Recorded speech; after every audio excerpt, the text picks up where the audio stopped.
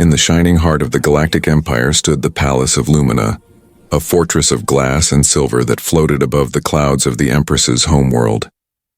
The walls shimmered like liquid stars, and the air always smelled of cold metal and ozone. Inside those walls, every step was measured, every voice controlled. No one dared to speak without permission when the Empress was near. Among the thousands who worked in the palace, soldiers, scientists, engineers, and nobles, there was one person no one ever noticed. A human janitor named Eli.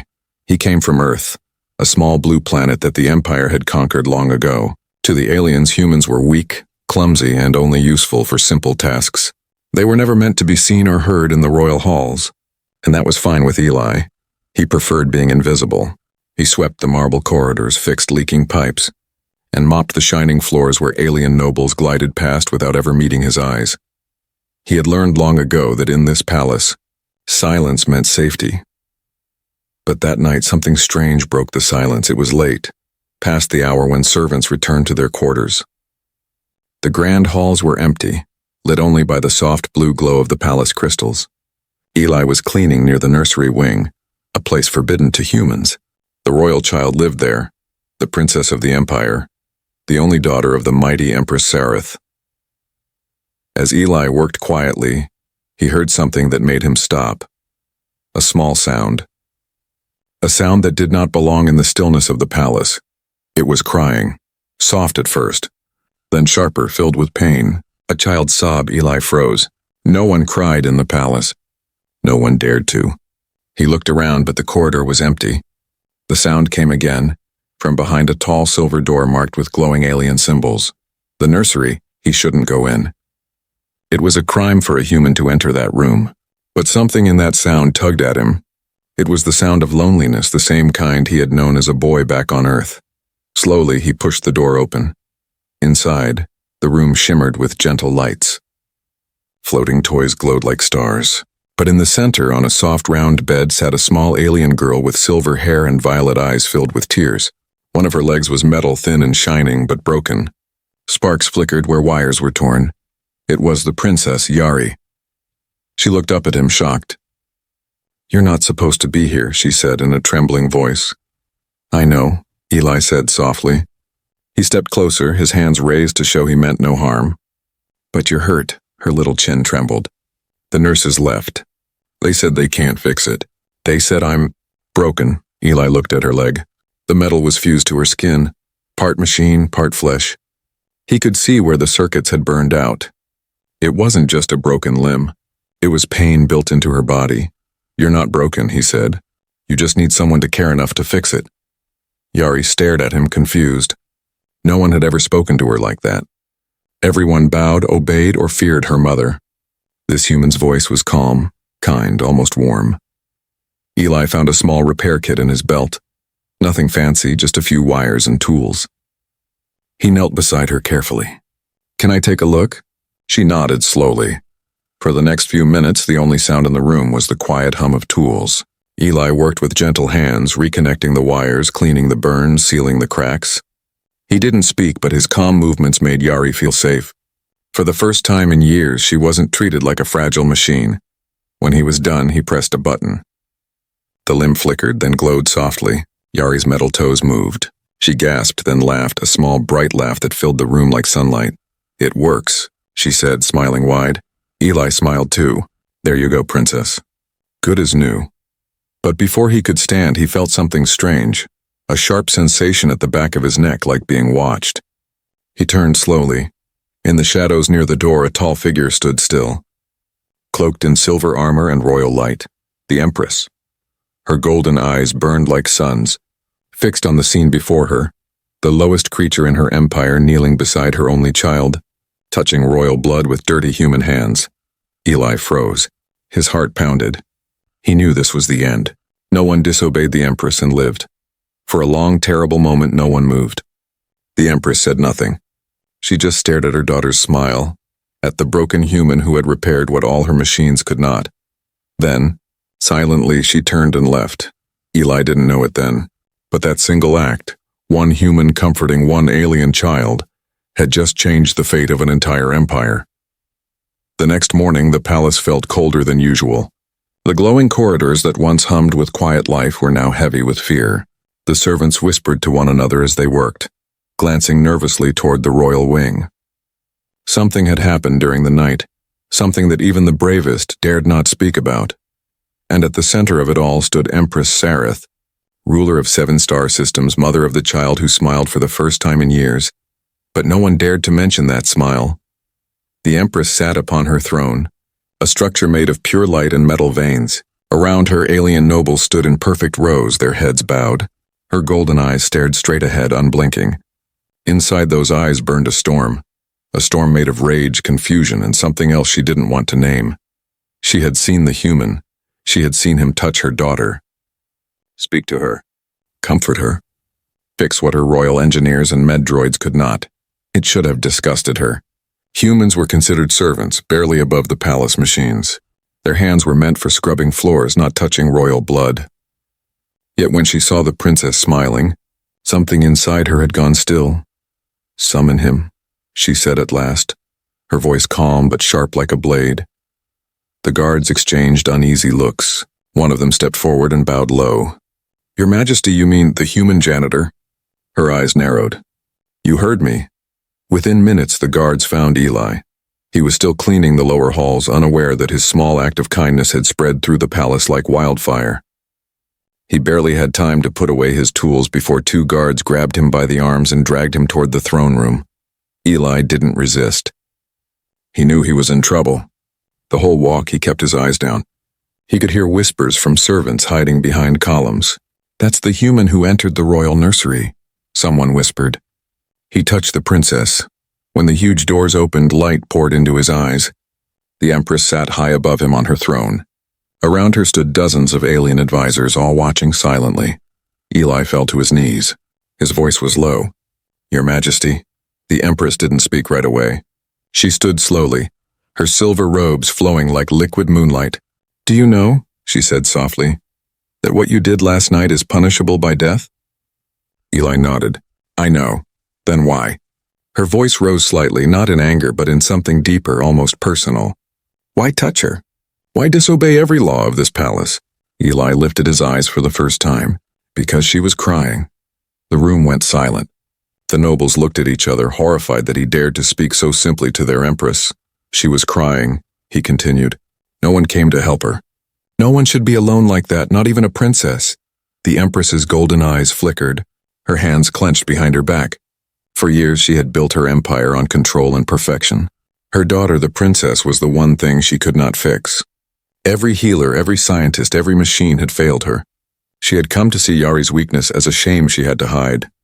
And yet this man, this janitor, had made her daughter smile in one night. One of the advisors stepped forward and hissed, He's a human, Majesty. His kind spread sickness and weakness. Allow me to deal with him? Silence, the Empress said quietly. The advisor froze. She descended the steps of her throne, each footstep echoing in the great chamber. She stopped before Eli, towering over him. Her voice was calm, almost too calm. Look at me, human. Eli obeyed. For a moment she searched his eyes as if she could find the answer to something she didn't understand. She expected fear or lies. Instead she saw sincerity. You risked your life, she said slowly, for a child who is not yours. A child who could have you executed with a single word. Eli's voice was quiet. Children don't care about crowns. They just want someone to be kind to them. The Empress's gaze flickered. Her lips parted, but no words came out. The room waited for her to order his death. Instead, she turned away. From this day, she said finally, you will work in the royal nursery. The princess seems fond of you. Everyone gasped. Eli blinked, unsure if he had heard her right. One of the nobles stammered. Majesty, a human cannot.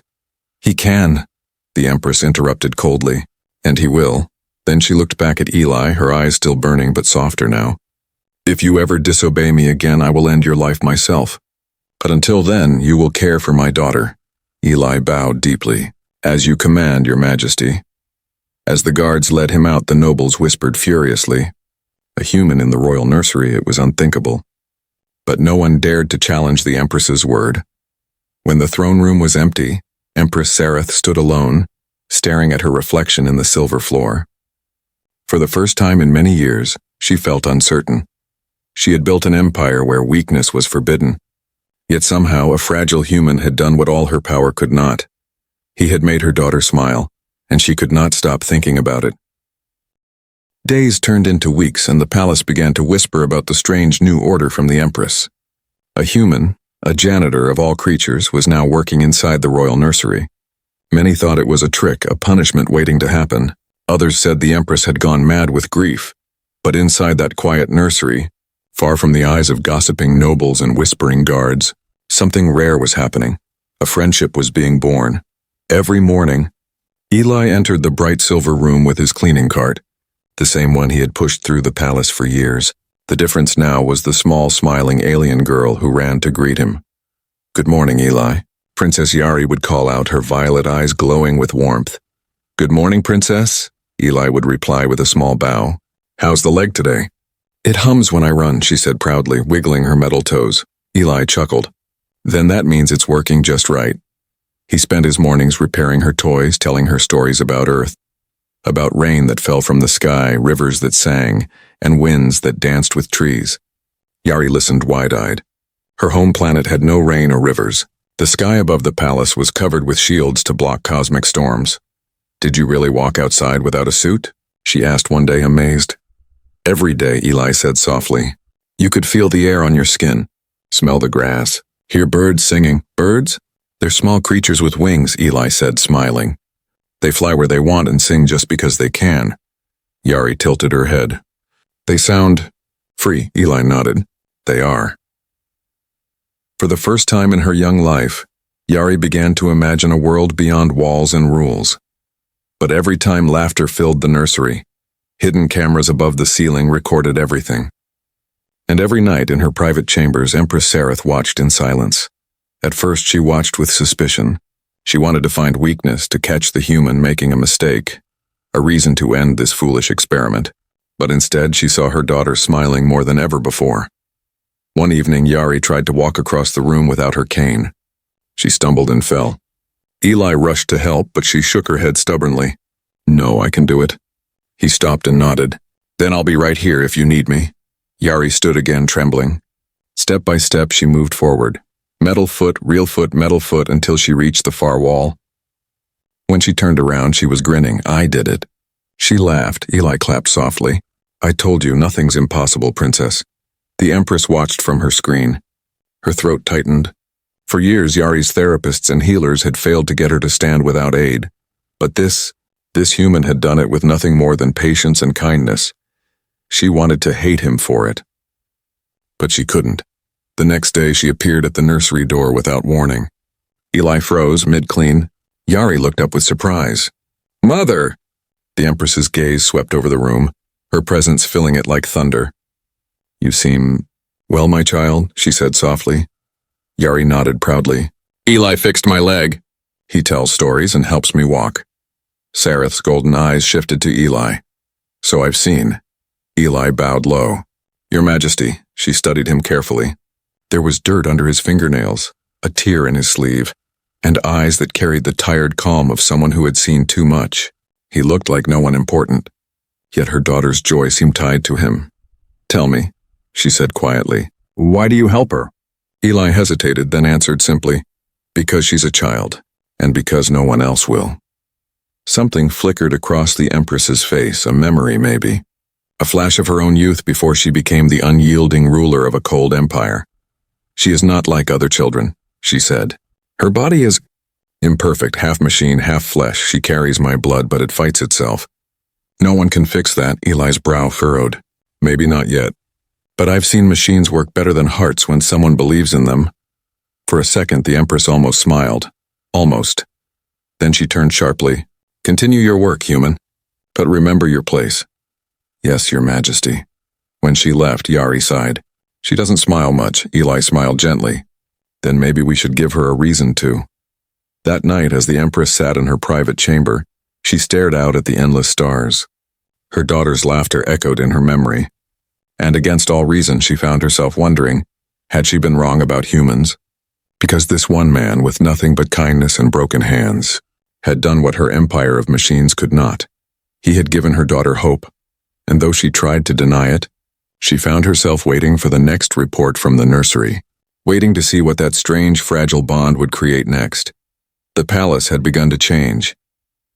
It was subtle, like the slow drift of stars. The halls felt less cold, the staff spoke more softly, and the princess's laughter sometimes echoed down the corridors like sunlight breaking through clouds. But one morning, everything changed. Eli arrived at the nursery carrying a small basket of tools and a gift, a tiny wooden bird he had carved from scrap metal. He had painted it blue like the sky of his home. Yari loved hearing about the sky. When he entered, the room was quiet. Too quiet, Yari wasn't playing with her toys. She wasn't reading or humming. She was lying still on her bed, pale light pulsing faintly from the lines that ran through her half-metal leg. Her breathing was shallow and her eyes fluttered weakly. Yari? Eli rushed to her side. Hey, kid. Hey, wake up! Her voice came out soft, broken. It hurts, Eli. Inside, before he could answer, the room's alarm blared. The walls glowed red as medroids burst in, their voices sharp and robotic. Biological rejection detected. Critical systems failing. Eli backed away as the droids surrounded her. He could only watch as they scanned her body, their mechanical arms injecting shimmering blue fluids that hissed on contact. One of them turned toward him. Unauthorized presence. Leave immediately. I'm not leaving her, Eli shouted. But the door slid open behind him, and there she stood, Empress Sareth. Her face was cold as steel, her golden eyes unreadable. Step back, she ordered. Eli clenched his fist but obeyed. The med droids continued their work, the air thick with the hum of alien machines. Yari whimpered in pain. What's happening to her? Eli asked quietly. The Empress didn't answer at first. Her gaze stayed fixed on her daughter. Finally, she said, It's begun again. Again. She turned to him, her voice low but sharp. A disease in her blood. A curse from my bloodline. Every Empress carries the gene, an ancient flaw buried deep within our DNA. When it awakens, the body rejects the royal enhancements that keep us strong. Eli stared, not understanding. Rejects them? But her leg, her organs, everything, Sareth said bitterly. She is both flesh and machine. The two are at war inside her. My scientists can slow it but never stop it. Eli looked back at Yari, who trembled on the bed. The machines were trying to calm her body, but he could see it wasn't working. Her circuits flickered red like a dying flame. She needs help, Eli said. Real help. You have the best doctors in the galaxy, and none of them can save her. The Empress snapped, her voice cracking for the first time. The guards looked away. No one dared to meet her eyes. Eli took a slow breath. Then maybe it's time to try something new. The Empress turned sharply toward him. You dare? He stepped closer, meeting her gaze without fear. You've tried machines. You've tried your doctors. But maybe the answer isn't power or metal. It's understanding. Let me see your scans. Let me try to fix it, she said bitterly. You are a janitor, human. You fix floors, not blood. Maybe, Eli said quietly. But broken things are all the same. You just have to care enough to make them whole. The Empress froze. For a long time she said nothing. The only sound was the hiss of machines and the faint sobs of her daughter. Leave us, she ordered suddenly. The med droids and guards obeyed at once, gliding out of the room until only she and Eli remained. She walked slowly to Yari's bedside and placed her hand on the child's forehead. She's my only one, she whispered. I built an empire of perfection, and still, I gave her pain. Eli looked at her. For the first time, the mighty Empress didn't seem untouchable. She looked like a mother, terrified of losing her child. Let me try, Eli said softly. If I fail, I'll accept whatever punishment you give. But if I succeed? Her eyes met his. There was no longer fury there, only a trembling hope she refused to admit. Very well, she said. But understand this. If she dies under your hands, you will not leave this room alive. Eli nodded. Then I guess I'd better not let her die. As the Empress left him alone with her daughter, Eli sat beside Yari's bed, his hands shaking. He didn't know if what he planned was even possible. Her alien blood fused with technology beyond human understanding, but somewhere in there he saw a pattern, a system, a rhythm like breath itself. He whispered to her, his voice gentle. Hang on, kid. I'm going to find a way. You just keep breathing, and as the machines pulsed red around him, Eli began working, not as a janitor this time, but as a man who refused to let hope die. What he didn't know was that his next creation would break every law in the galaxy.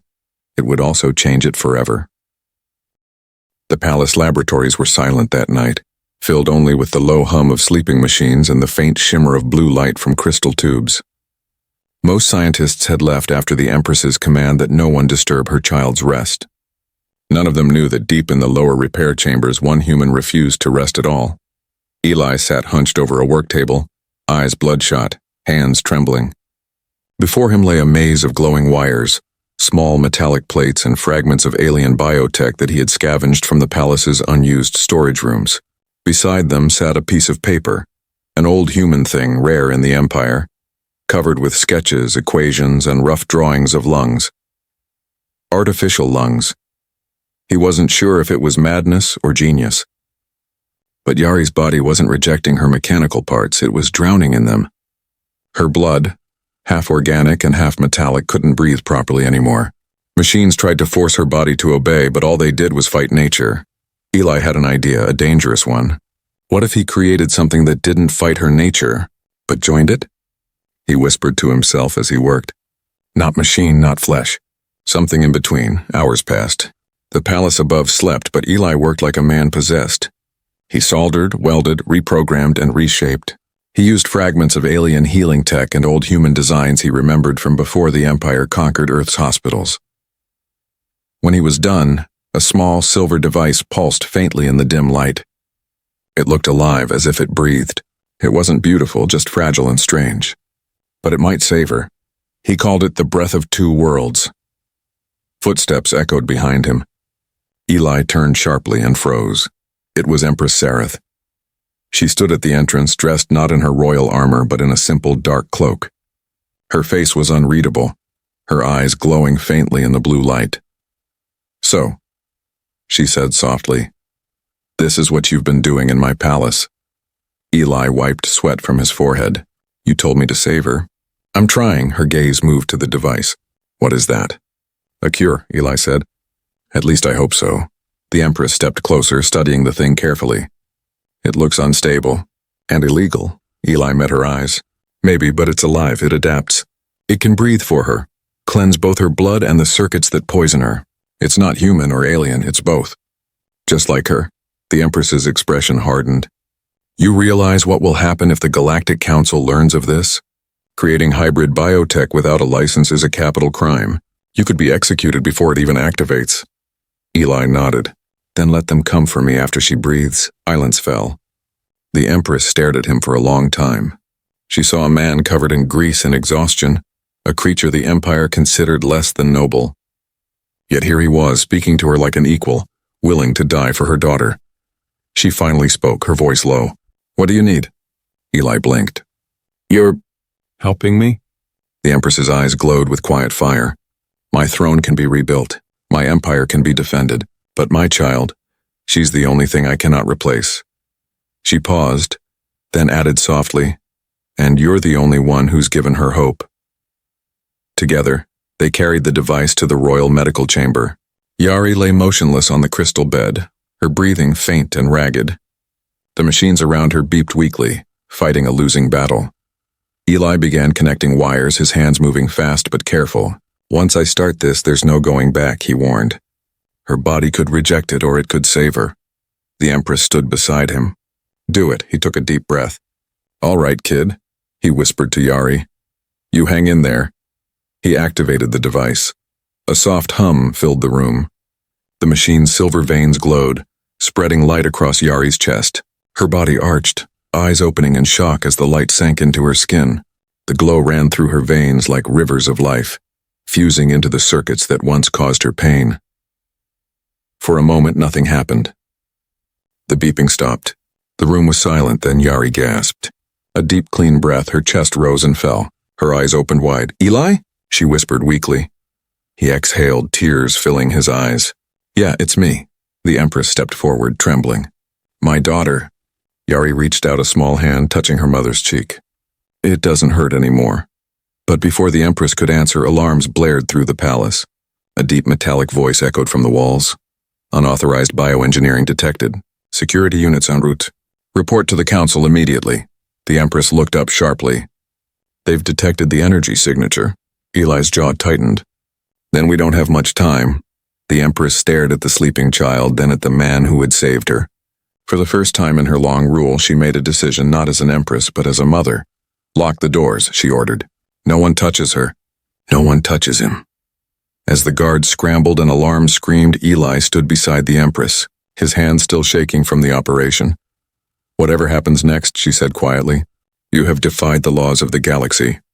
Eli gave a tired smile. Then maybe it's time the galaxy changed its laws. The Empress looked at him for a long moment. Then slowly, she nodded. Outside, the council ships were already descending through the clouds. Inside, the child breathed freely for the first time. For 3 long hours, the palace trembled with alarms. Red light pulsed through every corridor, and the echo of heavy boots shook the marble floors. The Galactic Council's enforcers had arrived, cold, silver-armored beings who carried the authority to question even the Empress herself. Inside the royal medical wing, Eli stood beside the sleeping princess, exhausted but defiant. His shirt was torn, his hands were blistered, and his eyes burned from sleepless nights. Yet as he watched Yari breathe, really breathe for the first time in her life, he felt something powerful stir inside him. He had done it. Against all laws, logic, and fear, he had saved her. But outside the locked chamber, that miracle had turned into a political storm. In the throne room above, Empress Sareth stood tall before the council's holographic projection. A circle of alien faces glowed before her, creatures of power from across the galaxy, their eyes filled with judgment. Empress Sareth, the lead voice boomed, deep and metallic. We have detected unauthorized biosynthesis of hybrid origin within your palace. Explain yourself. The Empress's expression was calm, but her heart pounded like thunder. My daughter was dying. I did what was necessary. What was necessary, hissed another council member, was obedience to law. Hybrid bioengineering between human and royal DNA is forbidden. You know this. Then your law is wrong, the Empress said sharply. Her golden eyes glowed brighter. A law that forbids saving a child's life has no place in an empire built on reason. The council chamber went silent. No one had ever spoken to them like that, not even an Empress. Down below, Eli heard footsteps outside the locked door. The guards were whispering. They're ordering her arrest, one said nervously. Arrest the Empress? Impossible. Not if the council commands it. Eli's jaw tightened. He looked back at Yari, who was awake now, her violet eyes wide but calm. Is Mother in trouble? She asked softly. Eli knelt beside her.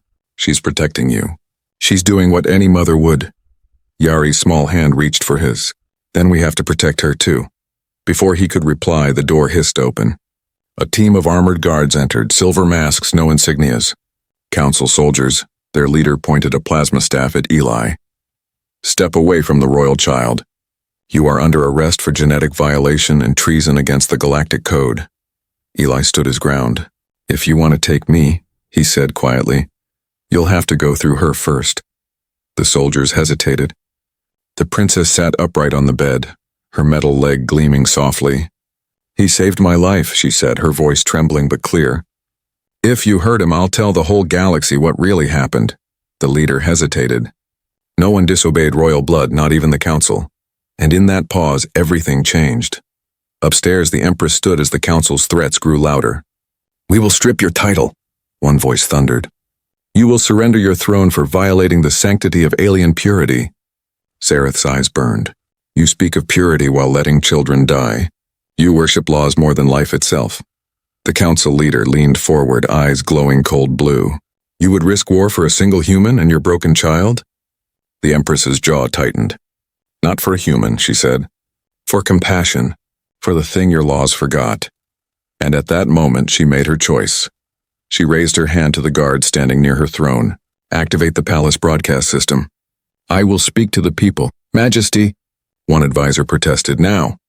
Within seconds, her image was projected across the empire, onto city skies, starships, and colonies. Billions of eyes turned to see their ruler, her face fierce and unyielding. My people, she began. The council claims that saving a life is a crime. They claim that love is impurity. and mercy is weakness. I say they are wrong. Her voice echoed through every screen, every ship, every heart. Tonight, a human named Eli saved my daughter's life. He built a cure when our scientists could not, and for that the council would see him executed. But I, your Empress, stand with him. The galaxy erupted. Across worlds, humans and aliens alike stopped their work, listening in disbelief. In the royal city below, citizens filled the streets. Some shouted her name in defiance. Others whispered in awe. Back in the palace medical wing, Eli heard the speech echo through the walls. He turned to Yari, smiling faintly. Your mother's starting a revolution. Yari smiled weakly. Good. Maybe the galaxy needs one. When the broadcast ended, chaos followed. The council's fleets began to mobilize. But inside the palace, something stronger than fear had begun to spread. Hope. For the first time in centuries, humans lifted their heads in pride. Servants whispered Eli's name as if it were a legend, and the Empress, once feared for her cold perfection, became a symbol of defiance. That night, she visited the medical wing in silence. Yari was asleep, her chest rising peacefully. Eli stood by her bed, his head bowed. She's stable now, he said softly. The lungs are working perfectly. The Empress looked at him for a long time.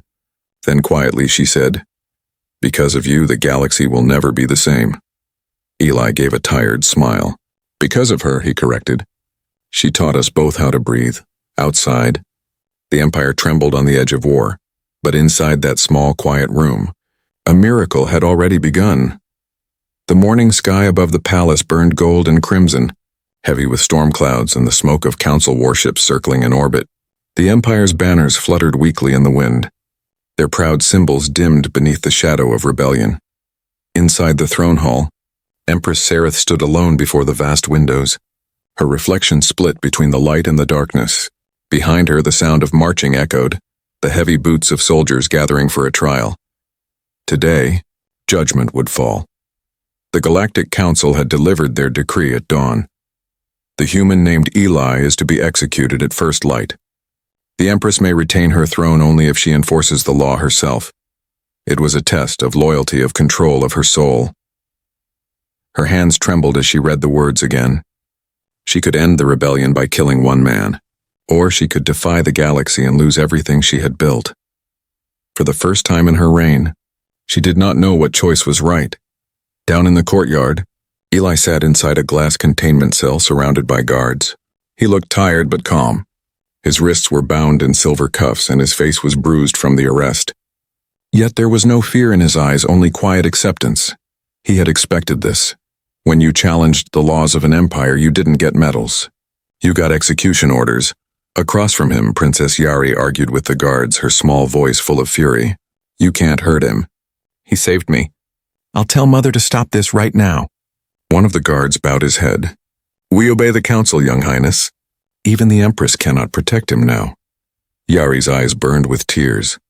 Then you don't know my mother. She turned and ran toward the throne hall, her steps uneven but strong. The corridors whispered with shock as the royal child stormed through the halls like a comet. The throne room was filled with silence when she burst in. Mother, Yari shouted. The Empress turned, startled. Her daughter's eyes were fierce, glowing violet with anger and fear. They're going to kill Eli. You can't let them. Sareth knelt, her armor gleaming faintly. My heart, she said softly. I have to obey the council's command. If I don't, the war will destroy our people. But he's one of our people, Yari cried. You said the Empire protects life. Isn't he alive? Doesn't he matter? The Empress's throat tightened. She looked away, unable to answer. For years she had ruled with logic, never emotion, but now her daughter's words tore through her like fire. Mother, Yari whispered, taking her hand. When I couldn't walk, everyone said I was weak. Everyone gave up on me. Except him. He didn't see a princess or a machine, he saw me. If you let them kill him, you'll prove the galaxy right, that humans are nothing. That kindness means nothing. The Empress closed her eyes. For a long moment she said nothing. Then she stood. Bring him to me, she ordered. Minutes later, Eli was brought into the throne room, guarded by soldiers. The nobles watched from the shadows, whispering that the Empress's mercy would doom them all. Eli bowed stiffly. Your Majesty. Sareth stepped forward, her voice cold but steady. You broke the laws of the galaxy, created forbidden technology, and disobeyed royal command.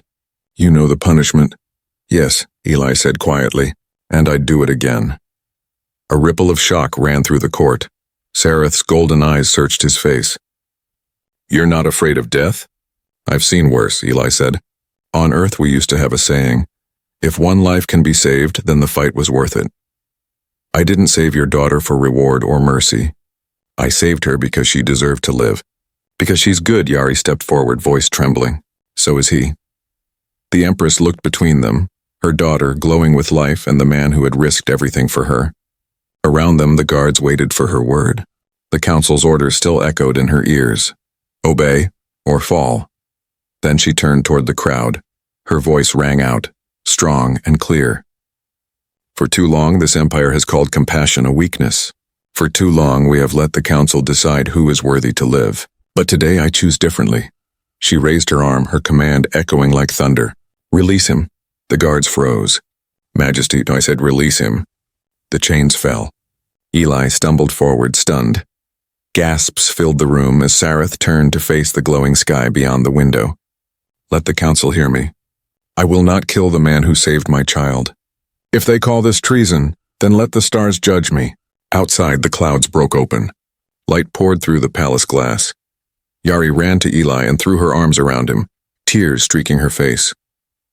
The Empress watched them, her eyes soft with something she hadn't felt in years. Peace. The council's fleet began to descend in fury, but the Empress stood tall. Her voice carried across the comms, across the stars, across every world of her empire. The age of fear is over. From this day, all species, human or alien, will live under the same sky, with the same right to breathe. The crowd below erupted in cheers and disbelief. Eli turned to her, awe in his voice. You just started a revolution. The Empress gave a small, weary smile. No, she said softly. You did. Above them, the morning sun broke free of the clouds, bathing the palace in light. For the first time in history, the Galactic Empress bowed, not to a god, not to a council, but to a human who had reminded her of what it truly meant to live.